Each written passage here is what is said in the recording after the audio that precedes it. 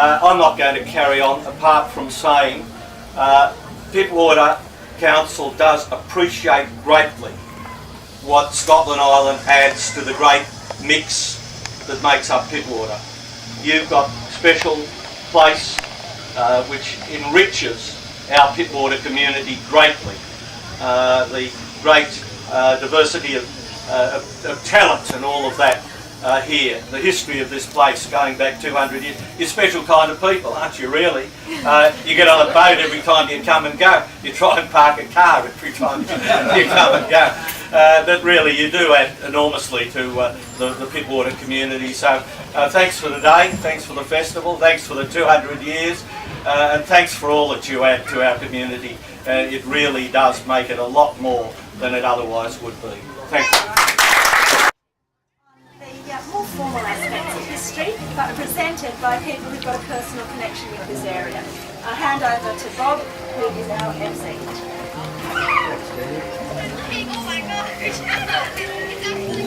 Don't mind if I stay sitting here, ladies and gentlemen, for filming purposes.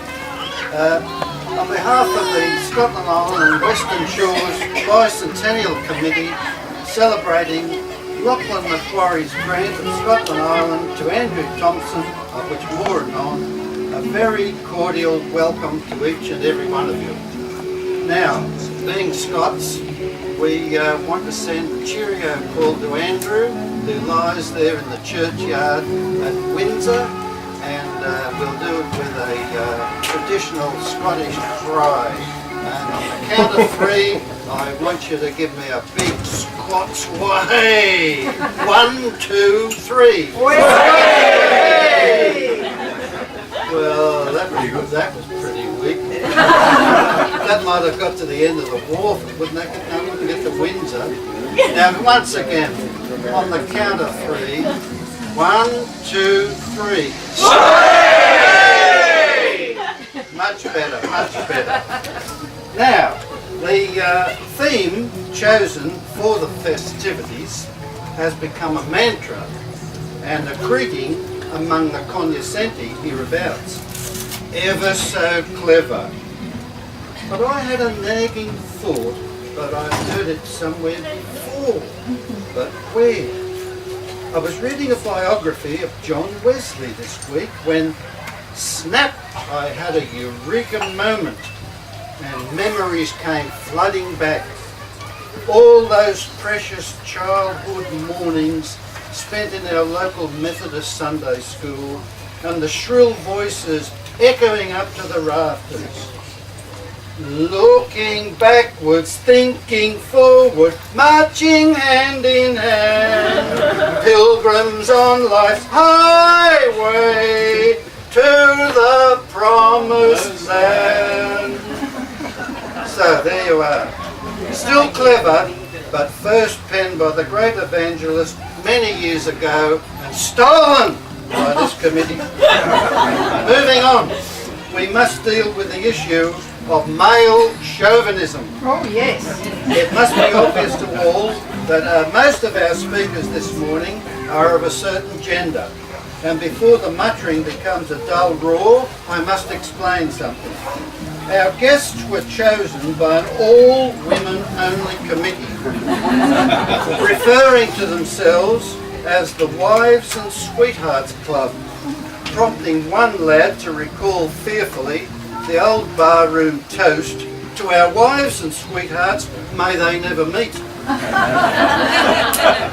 Asked why no ladies were chosen, we were told that they would all be too busy doing the work, while the men would be best left to talk quietly amongst themselves. Pretension. Let us for a moment address the matter of pretension. For this we apologise unreservedly. To celebrate 200 years of settlement when some of our fellow Australians can go back 50,000 years must surely put a few things into perspective, and we are very conscious of it. Finally, irony. Do you ever stop to wonder why we are conversing in the English language? Kiwis, etc. Why not Malay or Mandarin? Or for that matter, Portuguese or Spanish or Dutch. Indeed, if La Perouse had sailed into Botany Bay only a few days earlier, we could all be speaking French.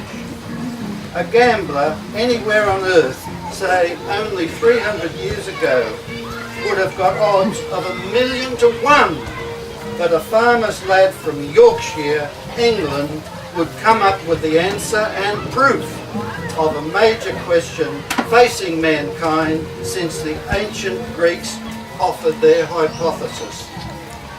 Did the Great South Land exist, or was Terra Australis a figment of their imagination? James Cook went boldly where no man had gone before, and as they say, the rest is history. And that's why we're gathered here this morning. Now, it's been suggested that our speakers, if they wish, could keep us enthralled for half an hour each. It's up to them, perhaps finishing with a short question time on their subject. If between speakers you'd like a short break for a stretch or a natter, we could do that too. It's all very flexible. We hope to conclude about midday. Attention is drawn to the timepiece on the wall. By which time we'll have worked up a bit of a thirst and enjoyed lunch. There is a lot to see and do, so please feel free to take your leave when the opportunity offers. I see my time is not quite up, and I have been asked to say a few words about the building of the community hall, but I'll do that afterwards. Our first speaker this morning needs no introduction. Ladies and gentlemen, Mr. Rick LaPlastria.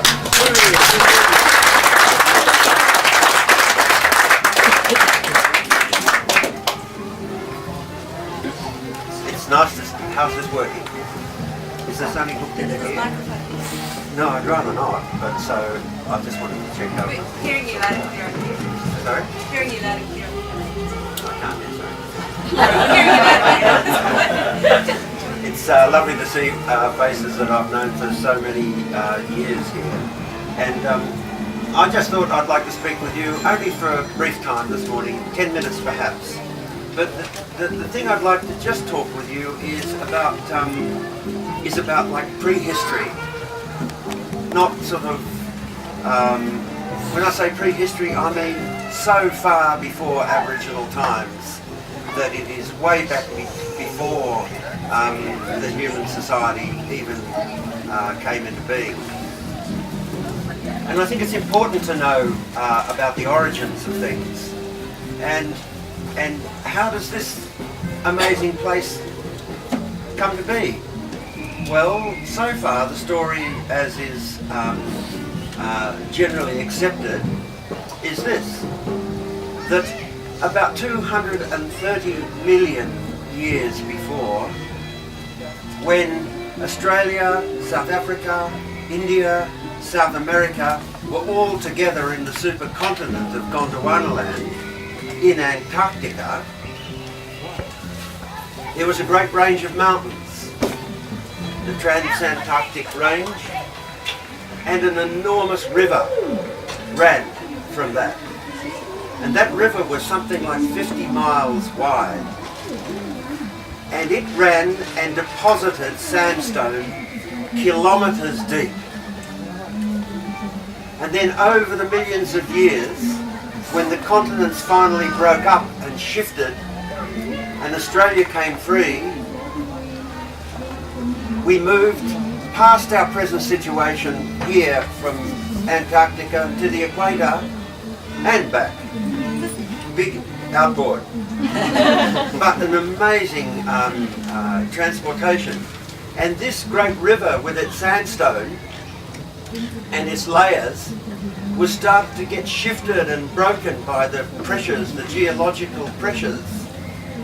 And we finally came to rest back here. We're still moving at about 2 inches a year. I think we're going north again, I'm not sure about that.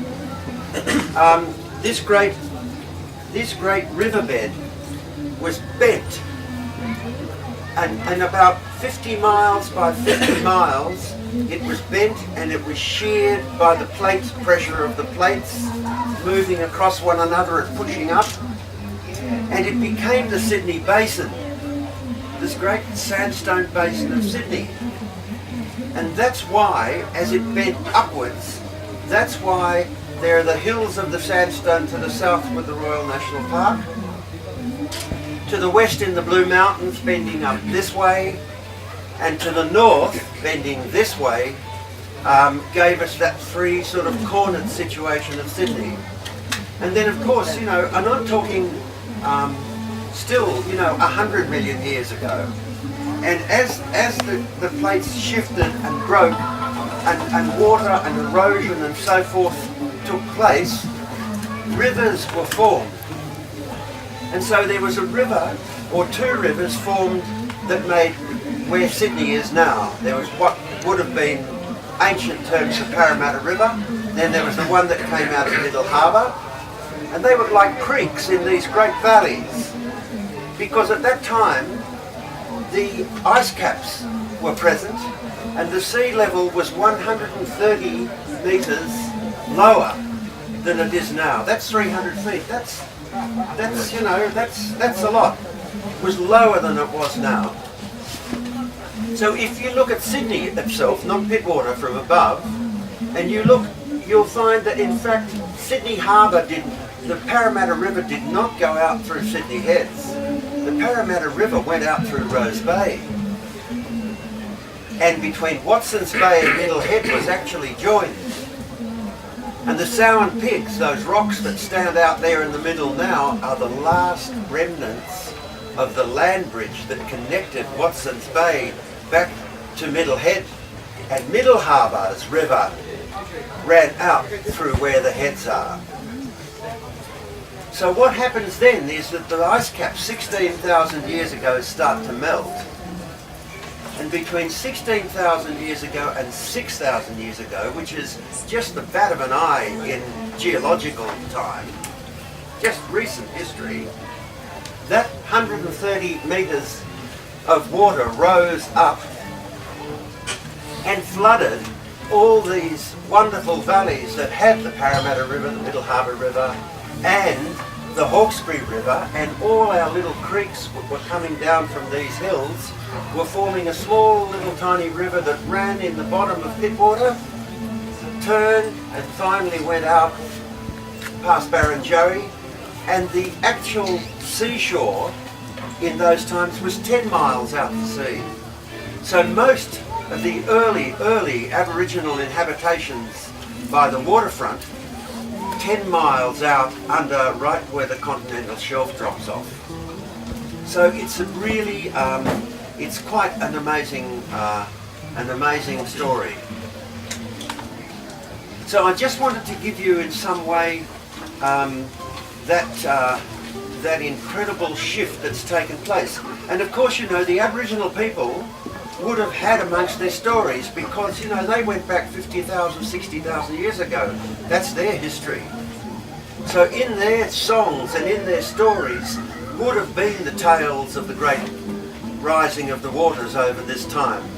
And unfortunately for the whole Sydney region, through smallpox, through murder, through all sorts of horrible misunderstandings, all of that knowledge, or a lot of that knowledge, has been lost.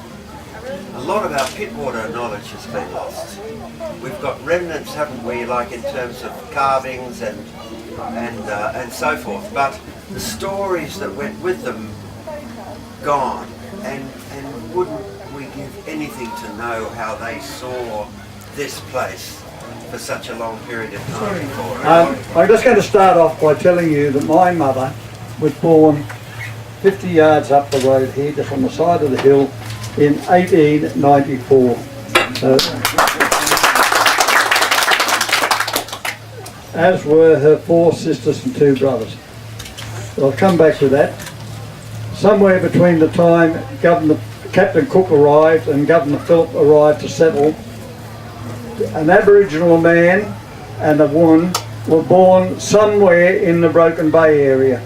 Historians will tell you they were born here and born there, but nobody knows exactly where they're born, where they were born. His name was Bungaree, and her name was Matora. That they got together and they had 3 children. And there's lots of different stories about this, but this is the one that I really believe. The 3 children were Bowen, Toby and Biddy. Now Bungaree grew up to become the chief of the Garigal tribe, which was all covered West Head, Broken Bay and possibly up as far as Narrabeen Lakes. The historians will tell you six different historians will tell you 6 different areas, but I reckon they would have got up about as far as Narrabeen Lakes.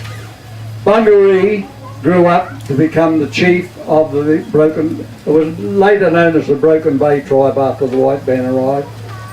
Bungaree grew up to become the chief of the Broken Bay tribe. They were about 100 strong originally. They weren't big tribes, none of the tribes were big, anything between 60 and 100. They were decimated by the smallpox and other white man's diseases, and they were only about 30 strong. Eventually, Bungaree took his tribe. First of all, he walked to Sydney via round Lane Cove to check what was going on. Then he came back and he took his tribe to Sydney, and they camped right where Admiralty House is on Kirribilli Point. Governor Macquarie gave him land at Georges Heights to farm. He became a favourite of Governor Macquarie's. He learnt the language very well, and he the English language very well, and became a favourite of Governor Macquarie, who gave him the land at Georges Heights to farm with convict labour. And he also gave Bennelong the land at Bennelong Point where the Opera House is. He became Matthew Flinders realised that Bungaree had exceptional talents, and he recruited him to sail with him. First he sailed up to Hunter River, then to Harvey Bay in Queensland, and then he circumnavigated the continent with Matthew Flinders. The continent was known as New Holland and Terra Australis.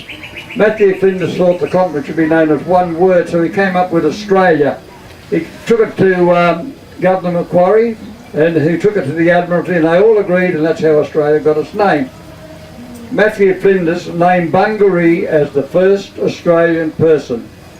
Now Bungaree was either my great-great-great-grandfather or step-grandfather. We know that Matora was my great-great-great-grandmother, but there's a lot of speculation who was, whether Bungaree was fathered the Biddy, the child. Now, when Governor Macquarie gave Bungaree and his tribe land at Georges Heights with convict labour, one of the convicts was a Prussian by the name of John Louis Ferdinando. He was serving in the King's Legion of the British Army against Napoleon in Spain. England and Germany were allies in that war.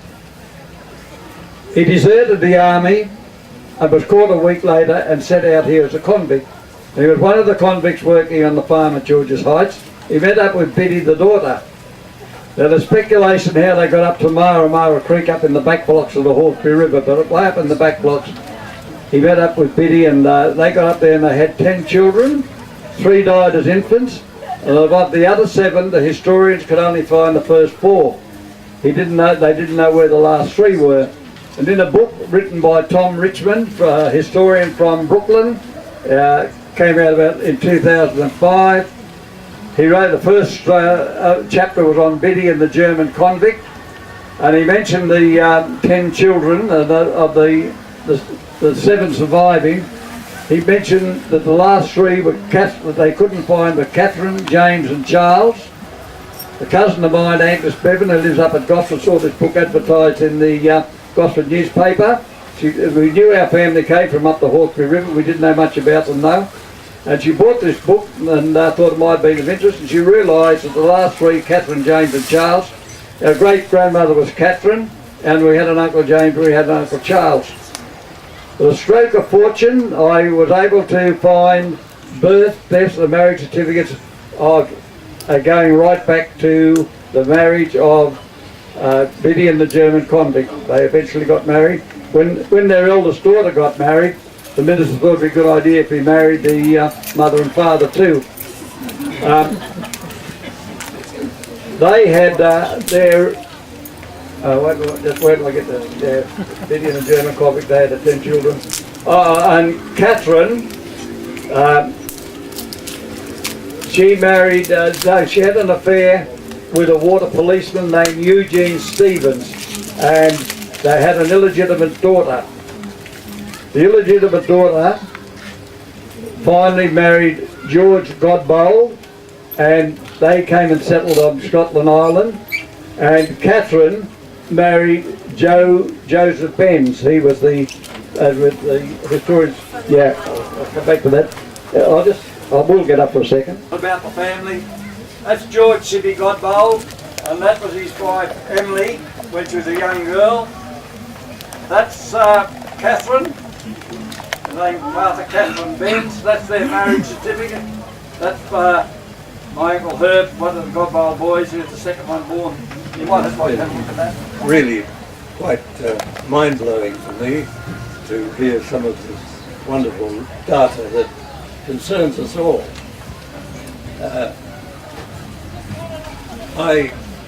My piece is much more contemporary. It takes you back only 55 years, and it's really the account of an individual's involvement in the production of a, well, rather unusual, if not unique, newspaper on an island. I don't know of many like that. And here's how it began, because what led us to the island in the first place? We all have our stories of discovery, I suppose, but in our case, we, well, to take another stage, we all, I think, have some element of luck in our lives, some good fortune, and in our case, I'd like to tell you about it, because it was finding Scotland Island. It was Mother's Day in 1959, and my wife Florence was toiling in the kitchen, as a lot of mothers do on Mother's Day, despite the present. And so I said to our daughter, 10-year-old Jane, I said, I'd like to go for a drive.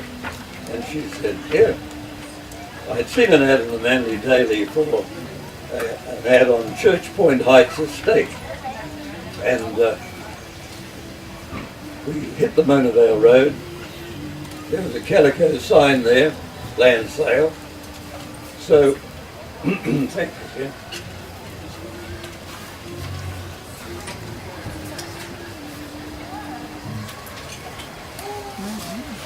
So we bumped along this dirt track, and the car had barely come to a stop when the salesman came over with a casual swagger, and he said, "Good morning, mate."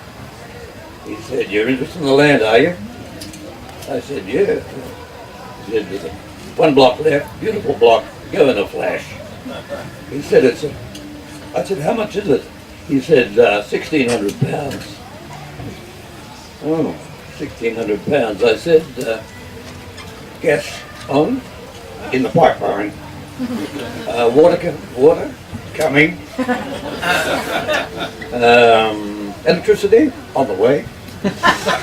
So I thought we'd been for a ride on a ferry around Pittwater a few months before, and as we got off the ferry wharf, I noticed there is a real estate agent's office there, and it was operated by Sylvia Egan, who happened to be the wife of Keith Egan, the ferryboat proprietor, which was a really good arrangement because each time she sold somebody on some land, he got another passenger. And I had noticed in her little notice board that the prices of land on Scotland Island were around about £500. I thought, £500 down here, 1,600 up there. Even though it's got a moat around it, it won't be too bad. It was accessed by a ferry.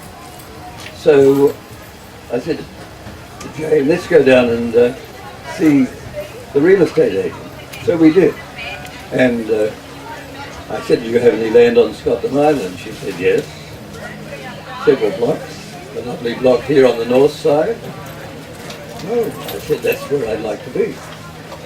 How much is it? She said, it's 650. It's the top price.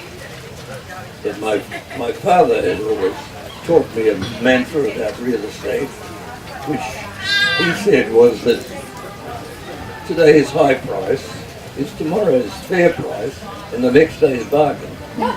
So with that in mind, I thought, okay, I'll take a plunge. So she said, 650. I said, yeah, I didn't have any money actually, but I said yes. And she said, do you want to see it? No, I said, I'll take it. Oh, come on. It could be a mangrove swamp. So the ferry's leaving, go over and have a look at it. So we did. And we walked up Florence Terrace. And I thought, it's a sign. And so we walked onto the block. There was this great archway of gums. The sun was sparkling on the water. I thought, wow, this is it. And our daughter said, Dad, jump in the air and exclaimed, which I did. So we couldn't wait to clinch the deal. So I went back and I said, yeah, we'll definitely take it. So can I give you a deposit? She said, well, the owner's a very unstable man. He burns off at regular intervals and terrifies the locals. So I said, well, can I clinch it with him? Where does he live? DY, near us. So around we went, and I saw him, and I said, I like your land, and he said, his mother then interposed and said, are you sure you want to sell it, Jack? I said, be quiet, you old. And he said, yes, Mum, yes, I do. So I said, well, I'll give the deposit to Mrs. Egan. He said, no, you won't. I'm not going to deal with her. I thought, what a rat. He's welching on her. And so I thought, what do I do?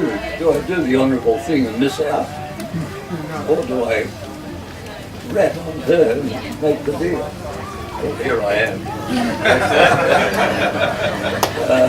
And later on we did give her a present. I'm going to talk really about two areas, about Scotland Island and another area which is in sharp contrast now, although it wouldn't have been at that time. Scotland Island now, as you can see, is well populated. It's become a residential island more than anything else. The other area which I'm going to speak about is the area up around West Head, Commodore Heights, which is just the opposite because that's more or less in its natural state and has no permanent occupants. The reason why I'm talking about that area is that's the area that I've been doing research on recently, and so I know more about that than I do about other areas of Pittwater.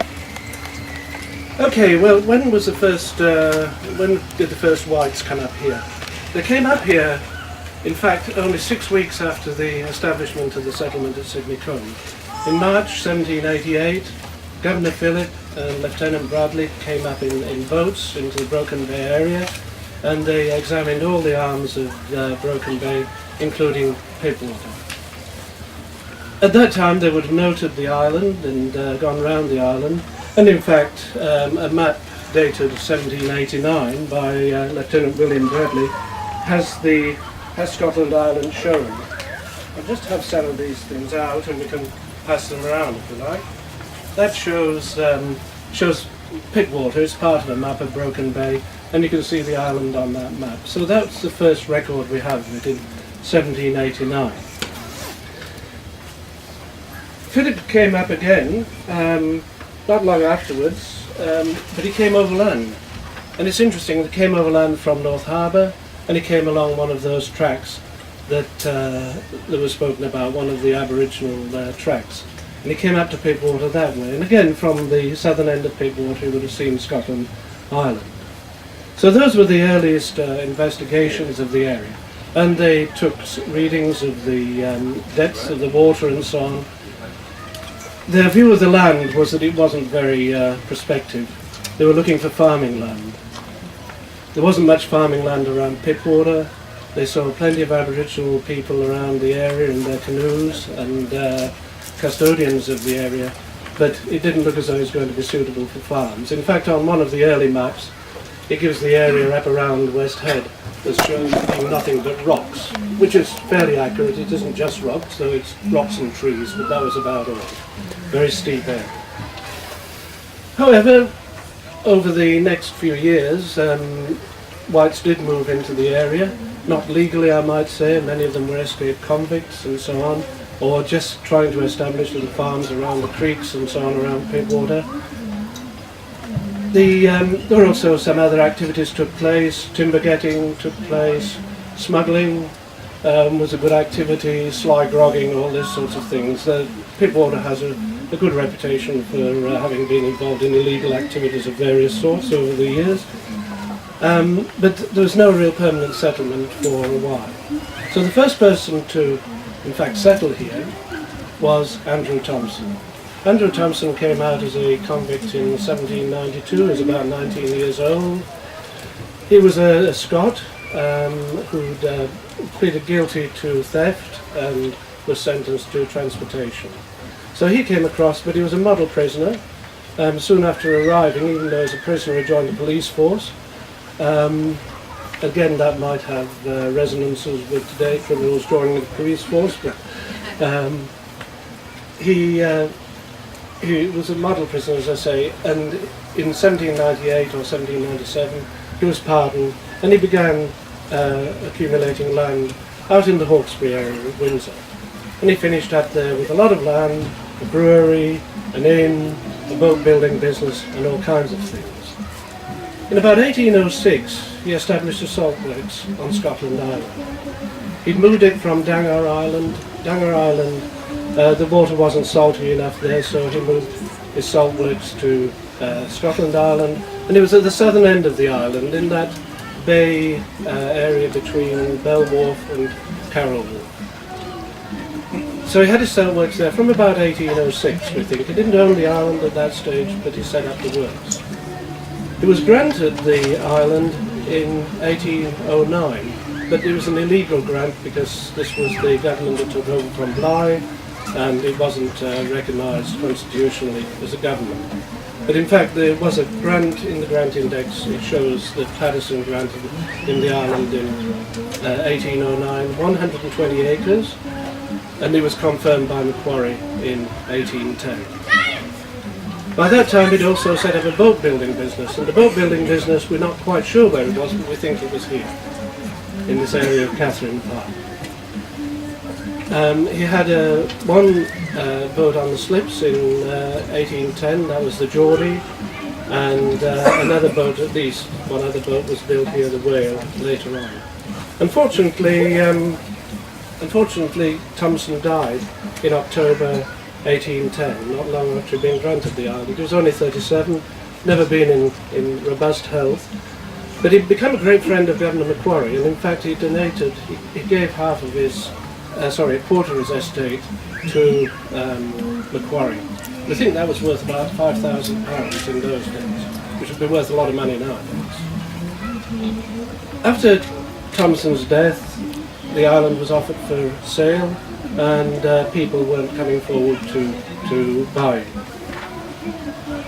Incidentally, the survey of Scotland Island, we don't know when the first survey took place. I think it might have been in 1809 before it was first granted, because they did give the area of the island as 120 acres. In fact, it's 130 acres, but it's fairly near the mark. And I think probably that survey was done by James Meehan before the initial grant was made, but we don't have a particular record of that.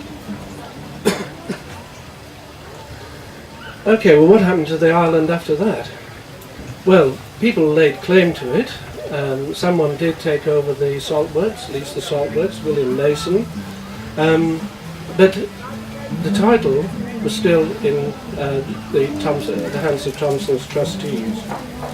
In 1819, a fellow called Robert Lathrop Murray, in fact he had extra names apart from the Robert and Lathrop, I haven't got them all here, he advertised the island for sale, saying he was the proprietor, but he wasn't, and he didn't sell it. Another claim was made in 1833, that was by John Dixon, and he claimed that as part of his properties, and in fact he left it to his sons. He went back to England and left it to his sons, James and David Dixon, but they didn't own it either.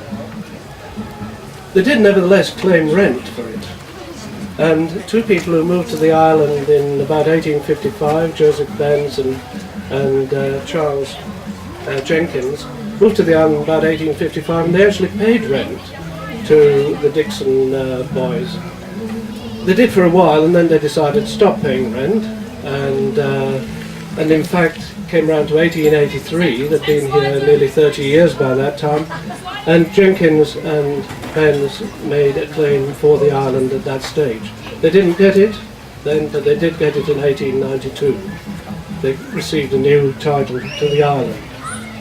And having got the title to the island after about 30 years here, or more than 30 years here, they immediately sold it. They sold it to a doctor and a couple of other people, but the doctor, Elmsley, in the end, got the island. He held it for 3 years, about 8 years, and then it went to Patrick Thompson Taylor in 1900, and then in 1906 it went to Mrs. Helen White, a widow of Darling Point, and she subdivided it into 121 waterfront lots and offered it for sale. Many of those lots were sold in the next few years, but the map dated 1932 still only shows 15 houses on the island at that stage. So the ownership of Scotland Island and its use, it was used as a farm during the 1855 up to about 1890 odd, and after that it became essentially a residential island. Now the story of West Head is somewhat different from that. West Head, it was looked at, it was surveyed in 1832 by James Larmour. Incidentally, James Larmour at that time made the first survey of just get this one out. Made the first survey of Scotland Island. That was the first full survey of which we have a record. That was made in 1832. I'll pass that round because if you look at the shape of the island, it's nothing like the shape of Scotland Island. But it has all the directions and the lengths of each of the traverses on it. And if those data there are replotted, then you get quite an accurate plot of the island. So I'll pass that round as well. That's July 1832. I'll put a piece of paper down somewhere and I can't find it. Here we are. Sorry, you can imagine when Jenny called me last night, I had to do things in a bit of a hurry, so if I get totally confused and confuse you, don't worry about it. We'll all be confused together. Okay, let's take West Head. West Head is a very different sort of area from this. West Head was surveyed in 1832, but it had already been promised to an Irishman called Alexander Stewart Waddell. He'd come out from Ireland in 1831. He made his application for land within a few days of his arriving here, and he hoped to get a lot more than he got. At that time, the way of getting land, the free grant system was still in force, but you had to be able to lodge money in order to be able to get a grant of land. And essentially you were putting down £500 for each square mile of land, each 640 acres. Now, what happened with Waddell, he came across, he lodged $2,000 in the bank and said, I'd like my full 4 square miles. The governor at the time, Ralph Darling, didn't believe him, didn't believe he brought the money with him. And so he rejected that claim for land. In fact, what had probably happened, this is the way that I see it, is that a contact of Waddell's through a couple of cousins that he had here was William Lawson. We talked about the exploration of Blue Mountains. William Lawson was one of the explorers there in 1813. By the 1830s he was a very large landowner right up beyond Mudgee, Bathurst Mudgee area. And what he seems to have been doing was giving people money to lodge in the bank. They would get the grant, and then the grant would pass to him. So he was increasing his holdings that way. And I think I've found at least 3 instances of that, and possibly there are a lot more. One of them was the instance of Waddell.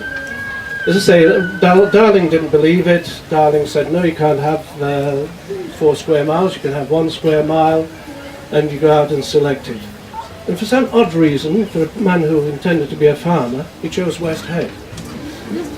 One wouldn't have regarded that as perfect farming land at that time. But he chose it, and then it disappeared. 3 years later, Lawson claimed it, and Lawson got it. So William Lawson was the first owner of the land of West Head, and he owned that land for a long time. He died in 1850. It was willed to his daughter, Rebecca. She held on to it for many years until she died, and it passed to her sons, and so on. It wasn't that they didn't want to get rid of it, it was just that no one wanted to buy it. Okay, well, what happened during those years? Very little, apart from the fact that it gained a name up there. When the naval surveyors came through in 1868 to survey Broken Bay and Pittwater, it was Lieutenant Gowling who did the survey, and he gave the name Commodore Heights to the West Head area and Lambert Peninsula to the whole of the peninsula. That had only been surveyed from the water before, apart from a brief intervention into the country by Lama. So it was really the naval surveyors who gave the names Commodore Heights and Lambert Peninsula. And the reason they gave those names was that their boss at the time, the head of the Australia Station of the Royal Navy, was Commodore Rowley Lambert. His ship was Challenger, and you also have Challenger Head across on the other side of the peninsula. That's where those names derived from. As I say, very little happened other than that in that area. In fact, very little happened until it was finally sold just after the First World War. And it was sold to real estate people, Miller and Mobbs. Miller was a surveyor, Mobbs was the wife of an auctioneer, Rosa Mobbs. And they planned to develop that whole area. Not an easy task to develop an area such as that, but they did have plans for it. What they needed, of course, to make it accessible, because it had water access only, was to get a road up the Lambert Peninsula to the area so people could access it and use that area. Unfortunately for them, by that time, it had become part of the Pringai Chase National Park, or the area south of the grant had become part of the Pringai Chase National Park, which was gazetted in 1894. And the people looking after the park said, no, we don't want a road through the park because it'll only attract people in. And if you attract people in, then they'll steal the flowers, they'll destroy the rock engravings, and they'll make a mess of the whole thing.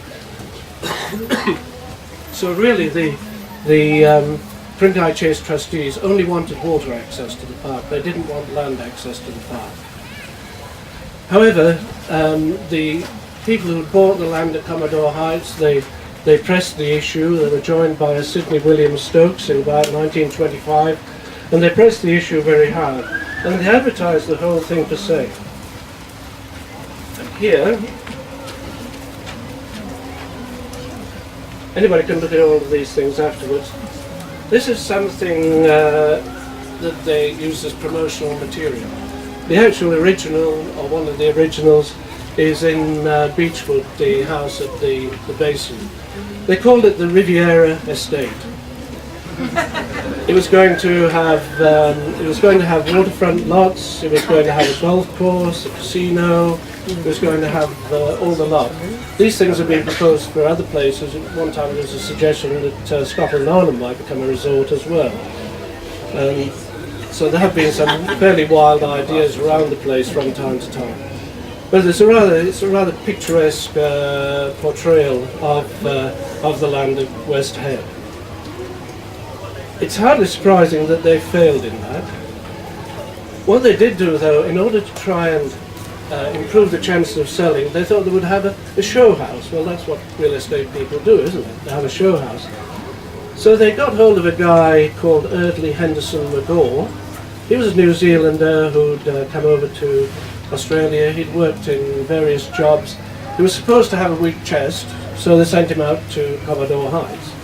And they said, if you build a house here, you can have a plot of land. You can have the land that you build it on. So Eardley Henderson McGaw went out there and started building a house in the 1920s. By 1930, he'd got a livable house, and he was taking paying guests, people who came for the fishing in Flint and Steel Bay. And he was taking a paying guest there and looked after them. And he kept on adding to his house for the next 30 odd years. In 1939, when the whole thing hadn't sold, the state government decided that it was time to resume the whole land. The Ku-ring-gai Chase Trust had been pressing them to do this for many years, but of course 1939, with war looming, it became a strategically important area. The state government resumed the land. It said it was for public recreation, and immediately allowed the federal government, the Commonwealth government, the land around West Head so they could put in guns and fortifications there. And just outside, on the table just outside, there's some pictures, some maps and some pictures of the gun emplacements and so on that were at West Head. So I won't go into all that. I don't think a shot was ever fired in anger from the battery at West Head. There was one shot fired in anger from a similar battery on Juno Point across the Hawkesbury, and when they saw something suspicious going through the water, and the following day a dead turtle was washed ashore. So at least it was one kill to the Juno battery. After the war, the Commonwealth had no further need for the area there, and it decided to release it all to the Parks Authority, apart from the buildings just on West Head, which became part of the National Fitness Centre and the camp there. Meanwhile, down at Flint and Steel, Eardley McGaw was still living there. He lived there until the mid-1960s when he moved to Narrabeen. By that time he'd built quite a substantial house down there, and I've got a picture of it here as it was in 1968. Looking up at it from the shoreline and then from behind. And this is really quite a gigantic house, and the guests who went there really considered it something magnificent. An example of vernacular building. However, the National Parks, which took over the whole of that area in 1967, didn't think it was too magnificent. They didn't want any residences in the park, and so they said to Eardley McGaw, you've got to get out and destroy the structures that you have there. He fought that. He fought it for 3 or 4 years, and then somehow, mysteriously, the whole house burnt down. And you can still find the ruins down at Flint and Steel Bay. That was the end of that particular story. There was no point in McGaw trying to pursue it further.